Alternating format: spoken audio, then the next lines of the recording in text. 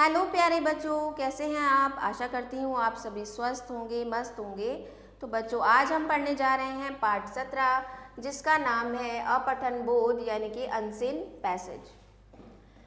Unseen यानी कि जो देखा नहीं है पहले कभी भी, जैसे कि आप इसको नाम से ही देख सकते हैं। अपठन यानी कि जो पहले कभी नहीं पढ़ा। तो जो पहले पढ़ा ना गया हो उसे अपठन या अपठित कहते हैं। इसमें गद्यांश को पढ़कर दिए गए प्रश्नों के उत्तर छांटने होते हैं। तो मयंक और रवि गहरे मित्र हैं। उन दोनों में आपस में बहुत प्रेम है। वे दोनों एक साथ विद्यालय जाते हैं और एक साथ खेलते हैं।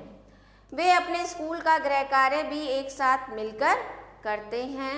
मयंक के पिता एक डॉक्टर हैं और रवि के पिता एक इंजीनियर हैं। मयंक और रवि के पिता भी गहरे मित्र हैं। वे भी पढ़ने में होशियार थे। तो ये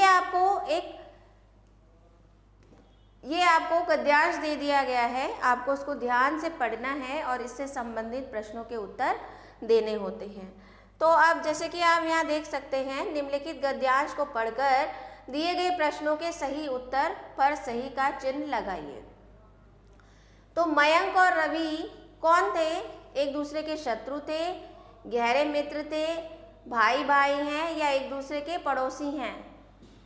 तो बच्चों, आपने गद्यांश को ध्यानपूर्वक पढ़ा।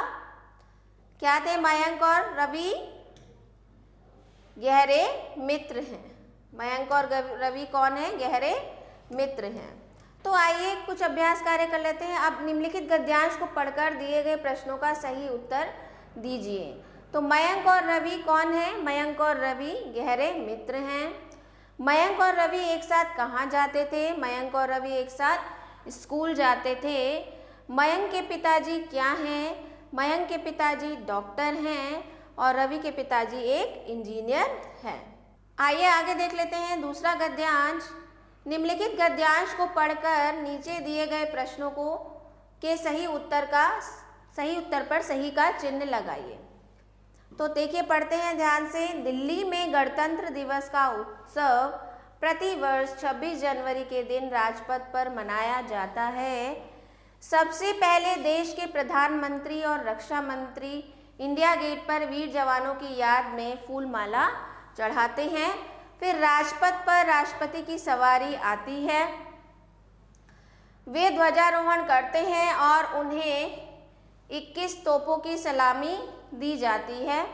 भारतीय सेना के तीनों अंगों की टुकड़ियों की परेड होती है। इसके बाद राज्यों की झांकियां निकलती हैं, लोक नृत्य होते हैं तथा छात्रों के कार्यक्रम होते हैं। गणतंत्र दिवस के दिन प्रतिवर्ष वीर बच्चों को वीरता पुरस्कार दिए जाते हैं। तो ये गद्यांश आपने पढ़ा। अब आइए इससे संबंधित प्रश्नों के उत्तर देते हैं। पहला प्रश्न है, दिल्ली में कौन सा उत्सव राजपथ पर मनाया जाता है? तो राजपथ पर कौन सा उत्सव मनाया जाता है बच्चों? गणतंत्र दिवस। तो राष्ट्रपति क्या करते हैं? राष्ट्रपति ध्वजारोहण करते हैं। परेड किसकी होती है? परेड होती है भारतीय सेना के तीनों अंगों की, नौसेना, वायुसेना और थल सेना। इस दिन बालकों को क्या मिलता है? इस दिन बालकों को मिठाई मिलती है। अगला देख लेते हैं गद्यांश। अगला गद्यांश है जनसंख्या के ऊपर। जनसंख्या बढ़ने के कारण लोगों ने जंगलों के पेड़ काटकर वहां कॉलोनियां बनाना शुरू कर दी।